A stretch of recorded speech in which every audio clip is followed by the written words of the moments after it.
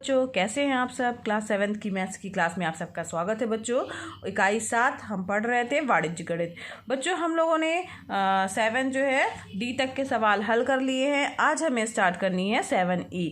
तो 7E start करने से पहले बच्चों हमें पता होना चाहिए कि जो हमारी बढ़त या घटत है उसको प्रतिशत के रूप में हम किस तरीके से लिख सकते हैं। साथ ही साथ बच्चों इस चैप्टर में हम पढ़ेंगे जो हमारा बट्टा यानी डिस्काउंट जो है वो कैसे निकाला जाता है, उसका प्रतिशत कैसे निकालेंगे कि कितने प्रतिशत डिस्काउंट हुआ है, और साधारण ब्याज क्या होता है उसे ज्ञात करने का फार्मूला क्या है। तो बच्चों जो प्रतिशत के रूप में हमें निकालना है किसी भी राशि पर जो बढ़त हुई है या घटत हुई है, यानी लाभ हुआ है हानि हुआ है, तो उसको ज्ञात करने के लिए बच्चों बढ़त या घटत प्रतिशत रूप में ज्ञात करने के लिए अगर हम कहें तो प्रतिशत, यहाँ पे बढ़त या घटत कुछ भी लिख सकते हैं। मान लीजिए हमने घटत लिया है तो जो राशि में उसके परिवर्तन हुआ है वो लेंगे हम। राशि में परिवर्तन मतलब जितना भी घटाने के बाद प्राप्त हुआ है वो लेंगे बटे प्रारंभिक राशि। ठीक है, इंटू 100, उसमें मल्टीप्लाई कर देंगे 100 का। तो जो ये प्राप्त होगा बच्चों ये क्या होगा हमारा प्रतिशत के रूप में हो जाएगा। प्रतिशत में प्राप्त हो जाएगा ये कितने प्रतिशत जो है घटत हुई है या बढ़त हुई है। समझ में आ रहा है ना। तो सवाल लगाएंगे और अच्छे से समझ में आएगा। इसका फार्मूला आप एक बार ध्यान रखिएगा। जो भी परिवर्तन हुआ है वो हम ऊपर लिखेंगे, जो प्रारंभिक राशि थी या जो प्रारंभिक में था वो हम नीचे लिखेंगे बच्चों, और उसमें 100 का मल्टीप्लाई कर देंगे तो वो प्रतिशत के रूप में हमारा आ जाएगा। अब इसके बाद बच्चों इसके बाद हम पढ़ेंगे बट्टा या डिस्काउंट। तो उसके लिए क्या फार्मूला है आइए देखते हैं। तो बच्चों हम देखते हैं कि दुकानदार जो होते हैं वो ग्राहकों को आकर्षित करने के लिए बेची जाने वाली वस्तुओं के मूल्य पर कुछ छूट देते हैं। छूट को क्या कहते हैं, बट्टा कहते हैं, मतलब डिस्काउंट देते हैं। तो आप देखते होंगे अक्सर होता है कि इसमें इस वस्तु पे इतना डिस्काउंट है। तो वस्तु पर छपा हुआ मूल्य यानी जो उसका प्रिंट में मूल्य लिखा होगा वो उसका क्या कहलाता है बच्चों, अंकित मूल्य कहलाता है। ठीक है, जो छपा हुआ मूल्य है वो अंकित मूल्य कहलाएगा। और किसी वस्तु के अंकित मूल्य में बट्टे की राशि निकालने पर जितनी धनराशि दुकानदार को मिलती है वह राशि उस वस्तु का विक्रय मूल्य कहलाती है। यानी जैसे मान लीजिए एक दुकान पर लिखा था खादी पर 20% की छूट है, यानी 100 रुपये अगर छपा है तो उसे 20 रुपये की छूट मिलेगी और ग्राहक को 80 रुपये ही देने पड़ेंगे। तो 20 रुपये जो है वो क्या हुआ, डिस्काउंट हुआ या बट्टा हुआ। ठीक है, या छूट हुआ। तो छपा हुआ मूल्य क्या कहलाता है, अंकित मूल्य कहलाता है। बच्चों ध्यान दीजिएगा, वस्तु के छपे मूल्य पर जो छूट दी जाती है वह क्या कहलाती है, डिस्काउंट या बट्टा कहलाती है। बट्टा जो है यहाँ गौर कीजिएगा, जो बट्टा होता है या छूट होता है वह अंकित मूल्य पर ही दिया जाता है। ठीक है, जो छपा प्रिंट मूल्य होगा उसी पे उसको डिस्काउंट दिया जाएगा। जितने रुपए में वस्तु बेची जाती है वह वस्तु का विक्रय मूल्य कहलाती है। अर्थात विक्रय मूल्य बराबर क्या होता है, जो छपा हुआ मूल्य है यानी अंकित मूल्य उसमें से डिस्काउंट को घटा देंगे उतने में उसने वस्तु को बेचा है। ठीक, तो बट्टा प्रतिशत बराबर क्या हो जाएगा, बट्टा गुणे 100 बटे अंकित मूल्य। इस प्रकार से बच्चों बट्टा प्रतिशत बराबर हो गया, जो हमारा बट्टा है गुणे 100 बटे क्या हो जाएगा, अंकित मूल्य। तो ये हमारा एक फार्मूला निकल के आ गया। बट्टा मूल्य बराबर बट्टा प्रतिशत बराबर बट्टा गुणे 100 यानी डिस्काउंट इंटू 100 बटे अंकित मूल्य, यानी जितने में उसने जो है उसके प्रिंट मूल्य है, जो उसका छपा हुआ मूल्य है। ठीक है, तो ये फार्मूला भी आप याद कर लीजिएगा, ये फार्मूला भी आप अच्छे से समझ लीजिएगा, याद कर लीजिएगा। एक और फार्मूला यूज़ होना है इस प्रश्नावली में, वो है साधारण ब्याज का। ठीक है, तो साधारण ब्याज का क्या फार्मूला है, साधारण ब्याज।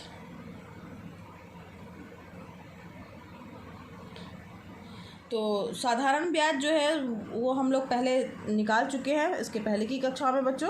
तो इसका फार्मूला भी हम लोगों ने पढ़ा था। तो साधारण ब्याज बराबर क्या होता है, मूलधन गुणे दर गुणे समय बटे 100। तो वही है फार्मूला, साधारण ब्याज बराबर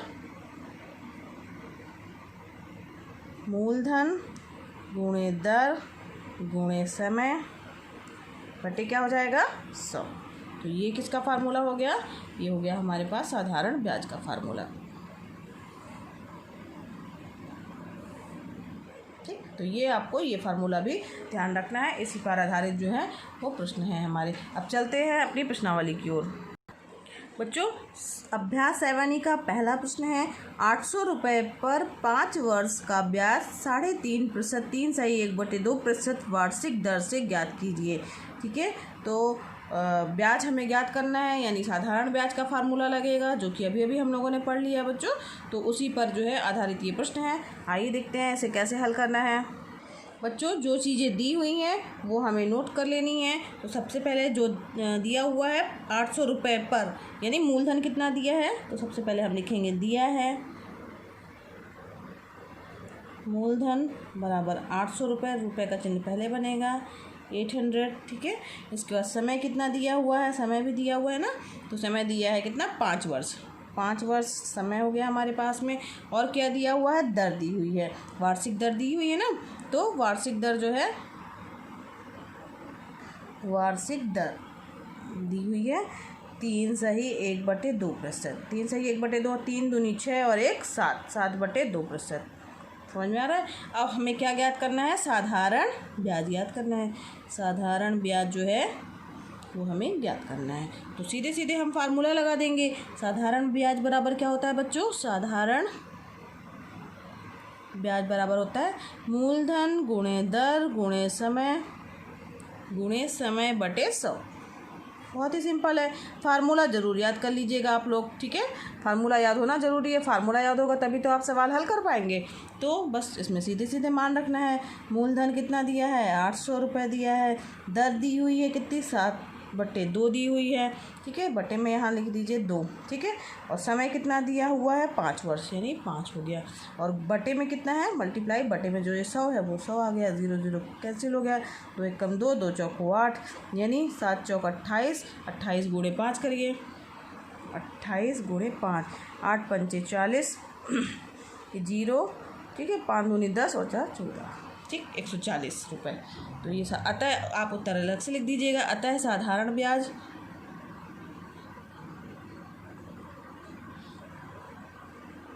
अतः साधारण ब्याज 140 रुपये होगा। ठीक है, समझ में आया प्रश्न कैसे हल करना है बच्चों। आइए बढ़ते हैं आगे। दूसरा प्रश्न है बच्चों, 1500 रुपये महीने पर 6 महीने का 12% वार्षिक दर से ब्याज तथा मिश्रधन ज्ञात कीजिए। तो 6 महीने का 12% की दर से हमें ब्याज और मिश्रधन ज्ञात करना है। तो इसमें भी बच्चों वैसे ही फार्मूला लगेगा, बस यहाँ पर 6 महीने जो दिए हुए हैं उसको आप कन्वर्ट कर लीजिएगा। इसके लिए हिंट देख लीजिए, बाकी इसको ये आपका होमवर्क है, ऐसे करिएगा आप स्वयं। इस प्रश्न में बच्चों मूलधन दर दिया हुआ, समय को देखिए, समय जो दिया हुआ है हमारे पास में 6 महीने दिया है ना, 6 महीने। ठीक, तो 6 महीने को हम साल के रूप में, चूँकि हमारा जो समय है वो वार्षिक रहता है, तो इसलिए इसको 6 महीनों को हम 1/2 वर्ष भी लिख सकते हैं, है ना। क्योंकि एक महीने में 12 महीने बराबर क्या होता है, 1 वर्ष होता है, 1 वर्ष। इसलिए 6 महीने बराबर कितना हो जाएगा, 1/2 वर्ष। तो समय को आप 1/2 वर्ष लिखिएगा। बाकी उसी तरीके से जो ये आपने साधारण ब्याज का फार्मूला लगाया है, साधारण ब्याज याद कर लीजिएगा, तो साधारण ब्याज आपके पास प्राप्त हो जाएगा। फिर इसमें बच्चों दिया है मिश्र धन भी ज्ञात करना है।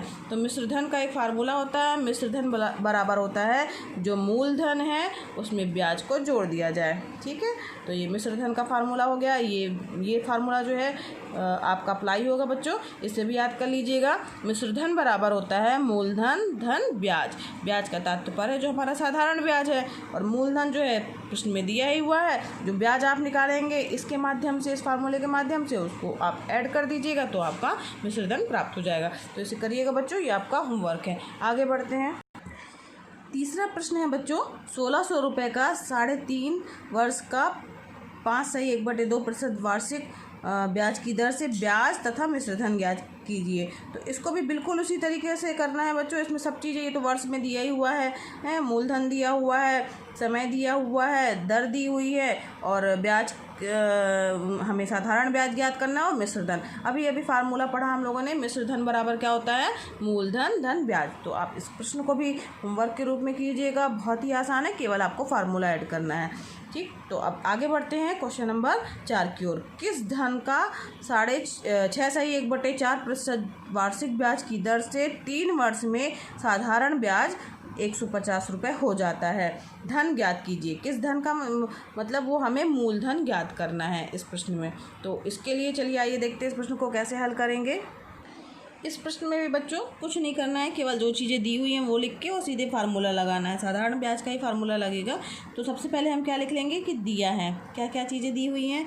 तो सबसे पहले दिया है कि दर दी हुई है 6/1/4, दर बराबर 6/1/4%, यानी 6 चौको 24 और 1 25/4% के रूप में आ गई दर। ठीक है, समझ में आ रहा है ना।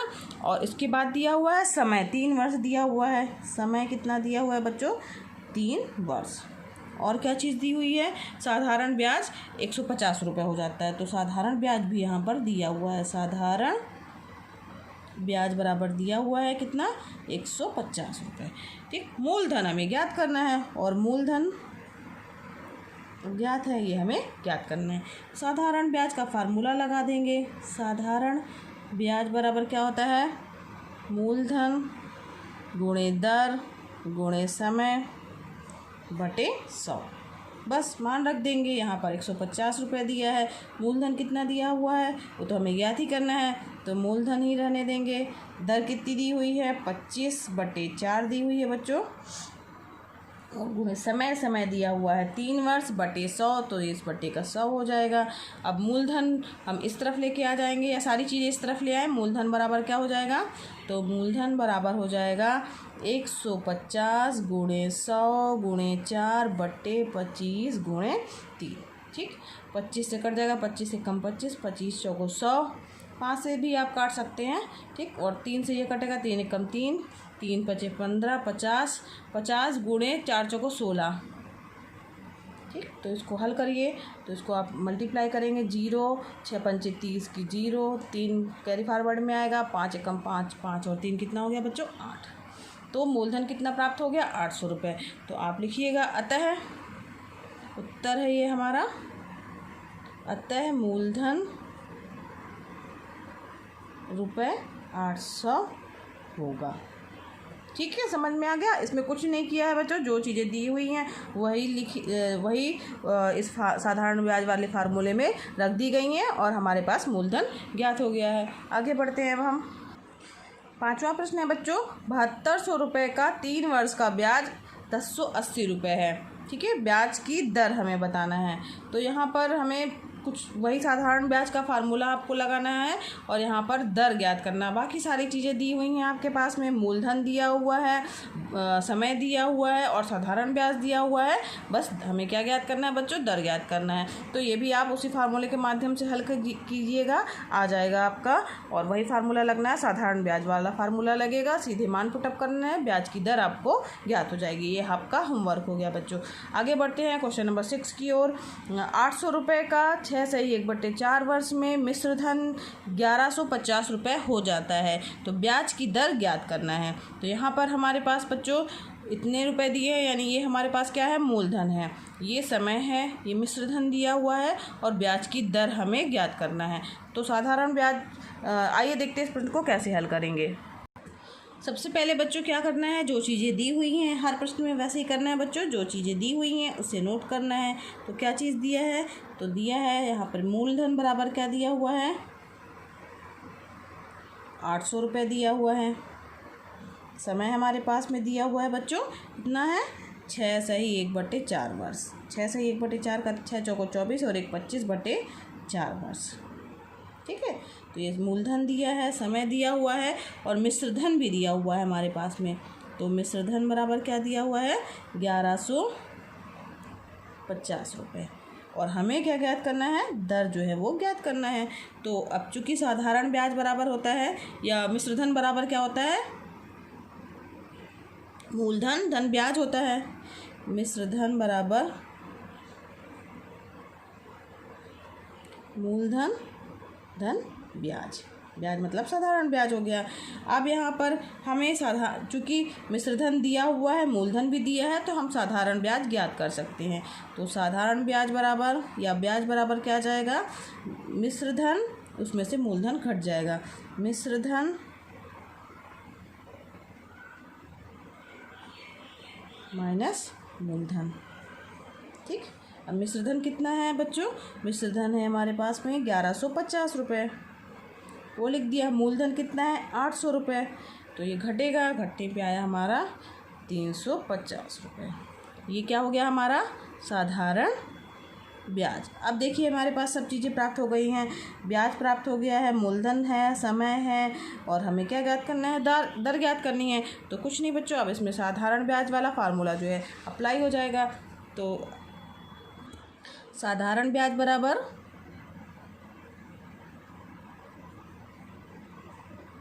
मूलधन गुणे दर गुणे समय बटे 100। ठीक है, तो अब समझ में आ रहा है ना आप लोगों को। ये फार्मूला याद हो जाना चाहिए बच्चों, अच्छे से याद कर लीजिएगा। मूलधन गुणे दर गुणे समय बटे 100 किसके बराबर होता है, साधारण ब्याज के।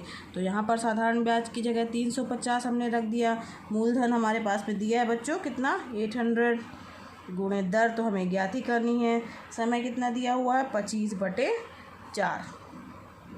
ठीक है, और यहाँ मल्टीप्लाई में 100 है ही, 0 0 कैंसिल हो गए। अब इसमें दर बराबर क्या जाएगा, दर को हम इसी तरफ रहने देते, बाकी सारी चीज़ें इस तरफ लेके आते हैं। तो 350, 4 को इधर लेके आएंगे, मल्टीप्लाई हो जाएगा बच्चों, समझ में आ रहा है ना। अब इसके बाद बटे में ये जो है बटे में 8 गुणे 25 आ जाएगा। ठीक, अब इसको हल करिए तो 4 कम 4, 4 दूनी 8 और ये 5 से कट जाएगा, 5 25, 5 7 35 और 0 हो गया। फिर 5 से कटेगा 5 कम 5, 2 7, 5 को 20, फिर 2 से कटेगा 2 7 14, यानी कितना आ गई दर हमारे पास में 7% दर प्राप्त हो गई। तो आप उत्तर अलग से लिख दीजिएगा। अतः ब्याज की दर 7% होगी। ठीक है, बहुत ही आसान सवाल है बच्चों। थोड़ा बहुत कोई कभी ब्याज पूछ लिया है, तो कभी दर पूछा है, कभी समय पूछा है, इस तरीके से फार्मूला सब में एक ही अप्लाई होना है। तो बच्चों आज के लिए बस इतना ही। इसके बचे हुए सवाल जो है हम नेक्स्ट लेक्चर में जो है हल करेंगे बच्चों। और आपको बच्चों मेरा वीडियो पसंद आया हो तो इसे लाइक कीजिए। अगर आपने अभी तक सब्सक्राइब नहीं किया बच्चों तो सब्सक्राइब भी कीजिए मेरे चैनल को, और दूसरे बच्चों को शेयर भी कीजिए। धन्यवाद बच्चों, मिलते हैं कल की क्लास में।